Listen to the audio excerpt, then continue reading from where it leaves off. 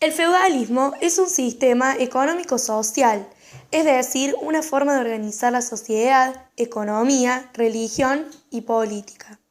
Surge entre los siglos IX y X como consecuencia de la crisis del Imperio Romano y de las invasiones de los pueblos germánicos. El feudalismo se caracteriza por su economía agrícola, entre los nobles el vasallaje, entre los nobles y campesinos el vasallaje. El poder político se fragmenta y es ejercido por el rey y la nobleza. Ahora vamos a hablar un poco de lo que es el feudo. Por un lado tenemos las tierras del señor, que por lo general estas tierras eran las mejores y los campesinos tenían la obligación de cultivar allí. Los productos que obtenían de su cultivo se entregaban al señor en su totalidad. Incluía el castillo, los bosques, el molino, la fragua y el horno por cuya utilización los habitantes del feudo debían pagar. Por otro lado, estaban los mansos, que eran tierras que los nobles cedían a los campesinos que vivían en el feudo a cambio que entregasen al señor el pago de una renta que podía ser dinero, productos y, sobre todo, servicio.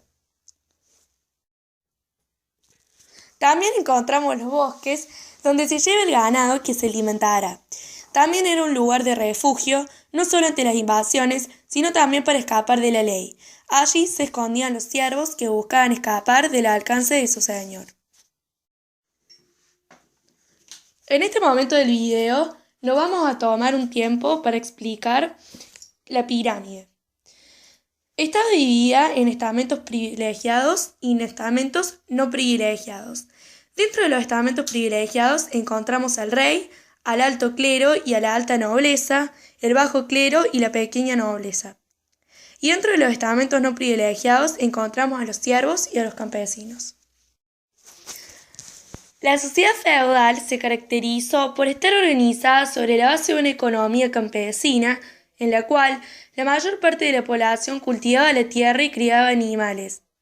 La finalidad principal de la actividad económica fue producir lo necesario para la subsistencia, pero los campesinos debieron producir para sostener económicamente a la nobleza guerrera y sacerdotal.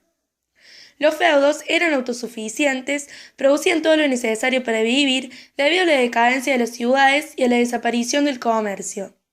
El señor vivía en el castillo, en sus tierras se levantaban las aldeas donde vivían los campesinos que dependían de él.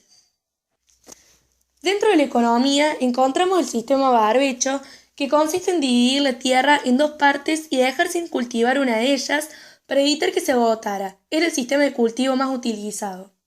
Se producían sobre todo cereales, trigo, centeno, cebada, avena, que eran, junto con el vino, los alimentos fundamentales de los campesinos. El ganado era escaso y por ello había abono. Ahora vamos a conocer un poco más sobre la política del sistema feudal. Había 4 obligaciones que eran: derecho del señor a quedarse con todos los bienes del campesino a su muerte, sobre todo si se trataba de tierras. Después tenías la prohibición de contraer matrimonio fuera del dominio del señor, salvo que sea autorizado por él. Por otro lado, había un pago de un impuesto o tributo anual que reflejaba la explotación y sometimiento del campesino al señor, pago de impuestos por el uso de molinos, hornos y bosques, y por último, el pago de diezmo a la iglesia.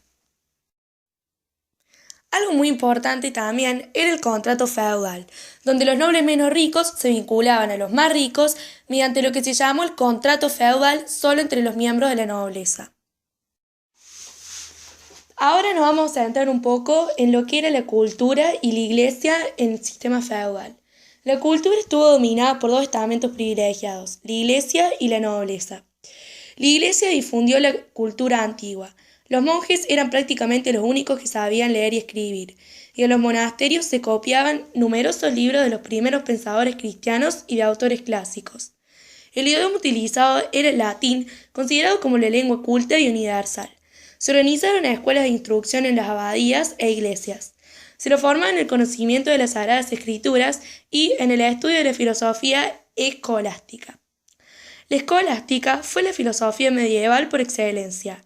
Este nuevo pensamiento alcanzó su máxima expresión en la obra de Santo Tomás de Aquino en el siglo XIII.